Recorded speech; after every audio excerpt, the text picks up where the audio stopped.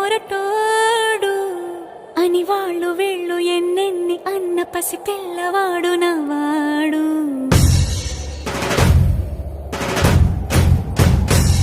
విడుముండోడు అని ఊరు వాడ అనుకున్న గాని మహారాజు నాకు నవాడు.